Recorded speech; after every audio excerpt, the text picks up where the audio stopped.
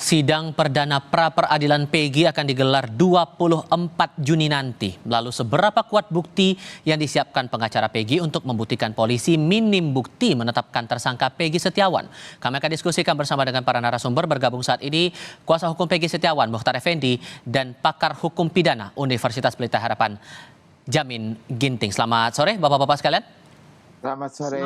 Terima kasih semuanya sudah hadir dalam diskusi kami kali ini. Pak Mukhtar, soal pra-peradilan ini kan sebetulnya atas dasar pertanyaan dari tim kuasa hukum soal penetapan tersangka terhadap Peggy Setiawan ini. Jadi bukti apa yang bakal dibawa ke pengadilan nanti untuk menggugurkan status tersangka itu? Baik, selamat sore semuanya.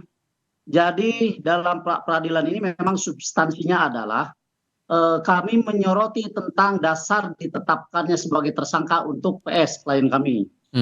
Karena kalau kita merujuk kepada peristiwa 2016, terutama di dalam fakta-fakta di persidangan, itu banyak sekali kejanggalan-kejanggalan yang kami temui setelah kami pelajari lebih mendalam. Nah, salah satu di antaranya adalah nama Peggy Setiawan pun Peggy alias Peron sebetulnya itu tidak satu orang pun para terpidana seumur hidup sekarang yang ada mendekam di rumah tahanan negara menyebutkan tentang keterlibatan Peggy alias Peron, apalagi Peggy Setiawan. Dan itu kemudian 2016 pun pihak polisi kan sudah mendatangi dan menggeledah rumahnya Peggy Setiawan di Kelurahan Kepompongan, Kecamatan Talun. Bahkan sempat berbicara dengan ibunya Peggy yang menyampaikan bahwa Peggy itu ada di Bandung. Bayangkan 8 tahun kemudian baru Peggy Setiawan ditangkap dan ditetapkan sebagai tersangka. Inilah yang membuat bagi kami bertanya-tanya dasarnya apa sebetulnya untuk menetapkan Peggy Setiawan atau PS sebagai tersangka. Jadi kembali pada pertanyaan saya, buktinya apa yang mau dibawa nanti di sidang, Pak? Nanti kita buka di persidangan saja, ya. Nanti kita buka di persidangan saja. Karena kami ingin tahu justru dari pihak kepolisian bukti apa yang mereka dapatkan atau mereka pegang untuk menetapkan klien kami sebagai tersangka. Itu. Oke. Jadi bukan kami yang harus membuktikan, mereka yang membuktikan kepada kita. Pihak kepolisian buktikan kepada kita apa dasarnya. Kan begitu, sehingga nanti kami akan siapkan sanggahan-sanggahan terhadap bukti tersebut. Kemarin juga polisi kan sudah sempat menyita juga akun media sosial milik Peggy begitu dan masuk dalam BAP tambahan. Apa yang Anda cermati terkait dengan penyitaan akun ini? Betul, saat Peggy Setiawan atau PS ini ditangkap, memang HP-nya PS disita oleh pihak kepolisian dengan alasan untuk barang bukti, kan begitu ya. Kemudian kemarin dilakukan BAP tambahan yang pertanyaannya seputar pergaulan PS di dalam medsos. Nah, kebetulan di dalam medsos itu ditemukan akun Facebook yang atas nama Peggy Setiawan. Tetapi kalau saya lihat ya, dan kemudian berdasarkan pengakuan Peggy juga, bahwa teman-teman yang ada di Facebook itu sama sekali tidak ada kaitannya dengan kasus pembunuhan Eki Vina di Cirebon tahun 2016. Karena tidak ada satu orang pun yang namanya tersebut di dalam peristiwa tersebut. Demikian. Oke. Untuk kemudian bisa membuktikan bahwa Peggy ini tidak bersalah, jadi bagaimana kemudian bisa menegaskan posisi itu nanti di pra-peradilan dari kuasa hukum, Bang? Ya, untuk menegaskan bahwa Peggy Setiawan atau PS klien kami tidak bersalah, tentunya adalah kita harus melihat dulu alat bukti yang digunakan oleh pihak kepolisian untuk mempersangkakan klien kami. Nah, itulah nanti yang akan dijadikan dasar oleh kami untuk memberikan sanggahan-sanggahan merujuk kepada peristiwa yang terjadi di tahun 2016, fakta-fakta di persidangan, kemudian 8 tahun setelah persidangan. Satu lagi yang ingin saya sampaikan. Kalau kita ingat, tanggal 11 Mei 2024, pihak kepolisian telah mendatangi Saka Tatal untuk memperlihatkan 3 foto. Ya, 3 foto. Yang di dalamnya adalah berisi para DPO. Dan itu, Saka Tatal menyebutkan tidak ada yang kenal satupun. Nah, Boleh saya tambahin ya? Oke, singkat saja. Ya, begitu tanggal 21 PS ditangkap, Saka Tatal membuat pernyataan di media bahwa foto yang ditunjukkan oleh pihak kepolisian tidak ada satupun yang sama dengan PS klien kami. Mhm, mhm. Pertanyaannya, kalau memang polisi sudah mengantongi 3 foto, pertanyaannya nih, kenapa di tahun 2016 foto tersebut tidak dipampang sebagai gambar orang yang di DPO-kan? Oke, Malah justru gambar DPO-nya adalah gambar koboi yang oke. memakai topi koboi itu. Mhm. Demikian.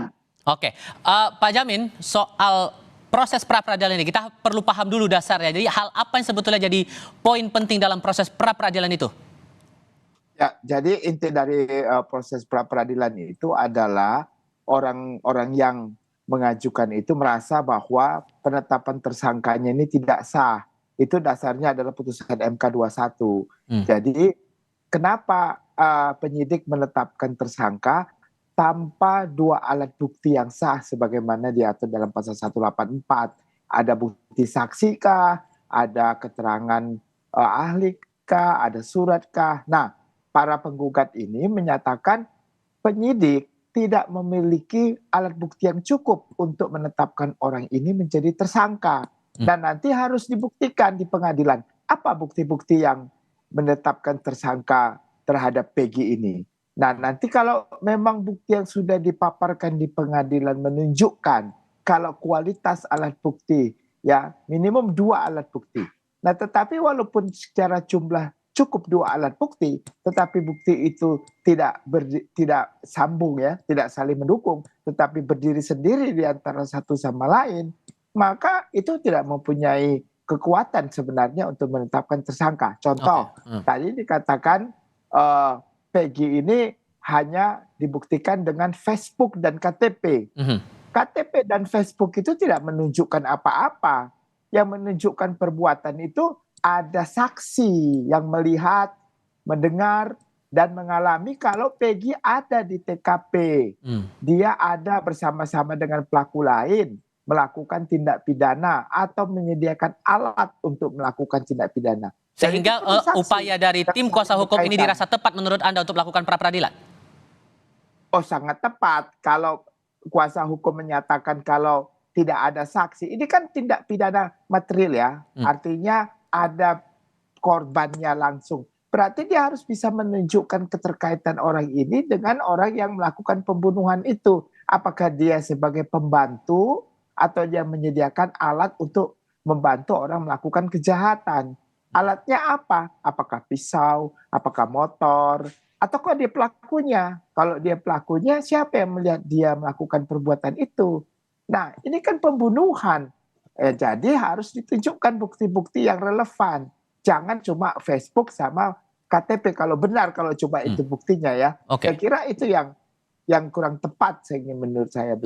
Kalau Anda membaca proses hukum yang berlangsung sekarang ini untuk bukti-bukti yang dipakai polisi sehingga menjatuhkan status tersangka terhadap Peggy Setiawan ini sudah kuat atau belum menurut Anda? Nah, jadi kalau berdasarkan putusan pengadilan yang sudah ingkrah yang disebutkan ada nama Peggy di situ, maka orang itu akan dihadirkan juga untuk menerangkan apa benar Peggy yang dia maksud itu adalah Peggy yang sekarang yang dijadikan tersangka. Bagaimana peran orang tersebut bersama-sama dengan pelaku tindak pidana lain. Kalau pelaku tindak pidana lain sama sekali tidak pernah melihat dan mengetahui, oh ini Peggy-nya salah Pak, bukan Peggy yang ini, mungkin Peggy yang lain. Nah, tentu ini kan tidak menjadi alat bukti yang kuat untuk menetapkan jadi tersangka. Tetapi kalau sampai sekarang polisi tetap menjadi tersangka bahkan menahan, saya nggak tahu apa pra-peradilan ada sah nggak penahanannya. Nah, kalau sampai itu ditahan, berarti kan sudah ada alat buktinya yang menurut ya dalam tanda petik polisi mereka cukup kuat untuk menyatakan kalau ini adalah orang yang bersama-sama melakukan kejahatan. Dari pihak Polda Jawa Barat juga nih sudah menyiapkan tim hukum juga nih. Dari tim kuasa hukum Peggy, apakah kemudian sudah cukup yakin dengan pembuktian-pembuktian yang nanti bakal dikeluarkan akan bisa menggugurkan status dari tersangka yang sedang dialamatkan kepada Peggy Setiawan ini, Pak Mukhtar? Terus terang kami sangat yakin.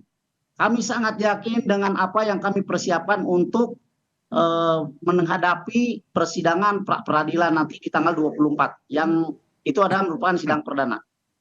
Demikian. Oke. Proses sidang akan berlangsung pada 24 Juni tahun 2024. Pak Mukhtar, terima kasih banyak. Pak Jamin Ginting juga terima kasih sudah hadir dalam Terima diskusi kasih. kami kali ini. Selamat sore semuanya. Sama-sama, terima kasih.